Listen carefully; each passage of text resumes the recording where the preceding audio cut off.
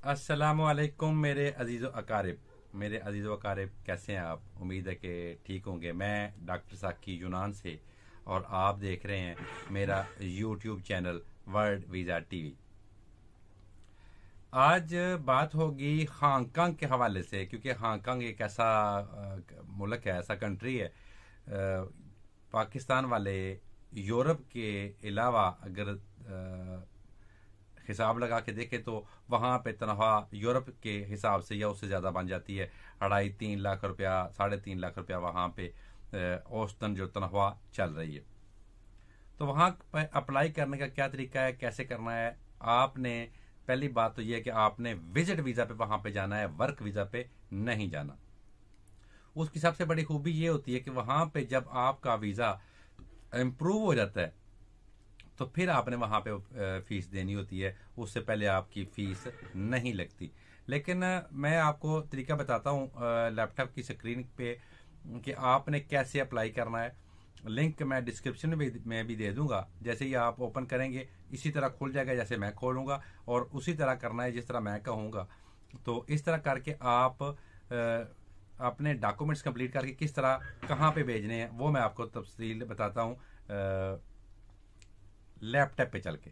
तो आइए चलते हैं लैपटॉप पे।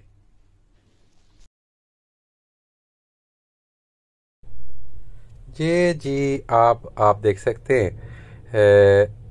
आप इसको ऑफिशियल हांगकांग से भी आप डाउनलोड कर सकते हैं। वैसे भी मैं डिस्क्रिप्शन में लिंक दे दूंगा, आप वहां से भी चेक कर सकते हैं। जिस तरह ये सामने आ रहा है बिल्कुल इसी तरह आपके सामने भी खुलेगा। और यहाँ ये जो सब्ज़ रंग की पट्टी है जिस पे लिखा है डाउनलोड फार्म, आपने यहाँ से डाउनलोड कर लेना है। उसको आपने ये चाइनीज़ ज़बान में होगा, हांगकांग की ज़बान में। तो आपने उसको इंग्लिश में करवा के किसी भी टाइपिस्ट से, तो उसको आपने फिल कर लेना है। मुकम्मल फार्म फिल करके डॉक्यूमेंट्स अपने जो है वो कंप्लीट करके, तो मतलब उसके बाद आपने स्कैन कर लेना है। उसके बाद आपने अपनी जो तमाम डॉक्यूमेंट्स हैं उनको इकट्ठा करके, ये जो लिखा है मिलिंग एड्रेस, आपने इस जगह पे वहाँ पे आपने DHL कर देना है। इस जगह पे मिसिंग, ये जो मेलिंग एड्रेस है यहाँ पे आपने DHL कर देना है। ये बात है सारी। तो अब आपने देख लिया कहाँ क्या करना है।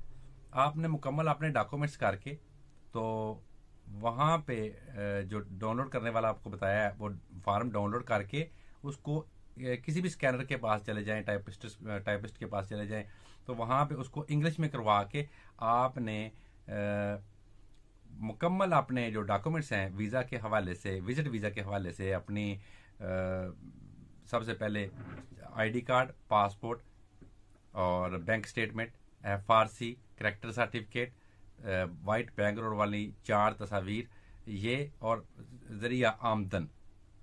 कोई भी आपकी कंपनी है, आपका कोई काम है, आपकी भैंसें हैं, आपका जो भी है वो डिटेल के आपके पास पैसे आने का ज़रिया क्या है, ये मुकम्मल चीज़ें साथ लगा के आपने फार्म इंग्लिश में फिल करके एक कवर लेटर तैयार करना है। वो कवर लेटर तैयार करके तो आप सारे डॉक्यूमेंट्स वो DHL करेंगे जो एड्रेस आपको बताया वहाँ पे। तो जैसे ही आपका वीज़ा इम्प्रूव होगा तो आपने, अब बात आ जाती है कि वहाँ पे जाके लोग वीज़ा चेंज कर लेते हैं, चेंज हो जाता है। वहाँ पे जाके आपको जॉब सर्च करनी होती है।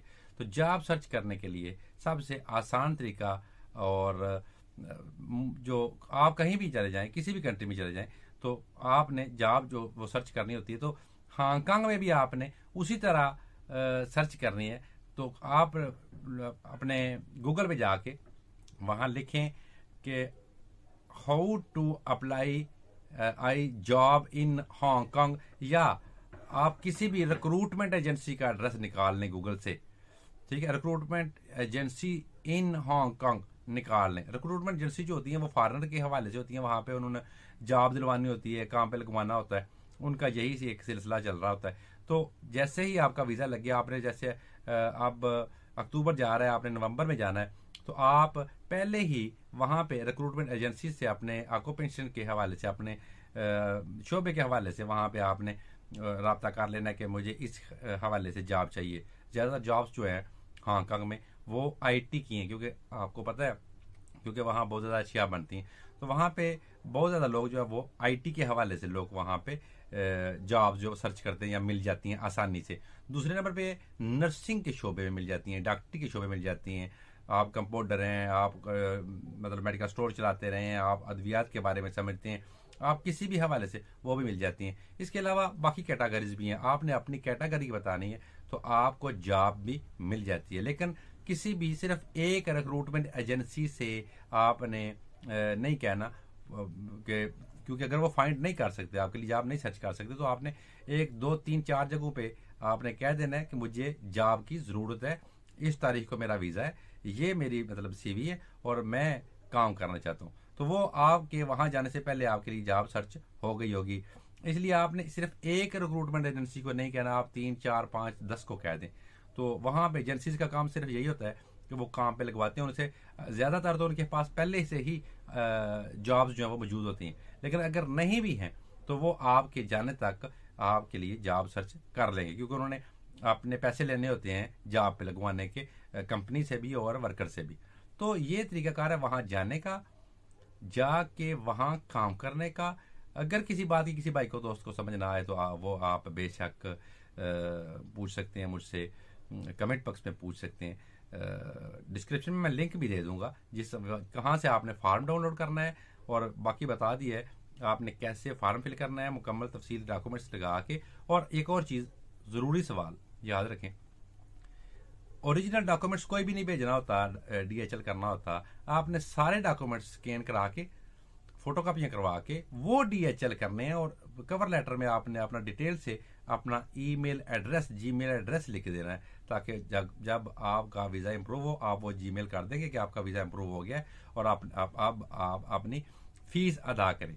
तो वो फिर आपको बताएंगे कहाँ से, कौन से बैंक में जाके आपने अपनी फ़ीस अदा करनी है। आपने फ़ीस अदा करके वो जो पर्ची है, वो स्लिप है जो बैंक की, वो आपने दोबारा उनको जीमेल करनी होती, तो आपको वीज़ा भेज दिया जाता है आपके असल डॉक्यूमेंट्स मांग के। तो ये तरीकाकार है हांगकांग का वीज़ा लगवाने का, विजिट वीज़ा लगवाने का, वहाँ जाके जॉब करने का, और वीज़ा चेंज भी हो जाता है, सब कुछ तफसील से हो जाता है। जिस बात की समझ ना आए, मैं ताबेदार आप कमेंट्स बॉक्स में पूछ सकते हैं सवालात। तो इजाज़त दीजिए, मिलते हैं किसी नए वीज़े के हवाले से, नई बात के हवाले से। तो इंशाल्लाह, अल्लाह हाफिज़।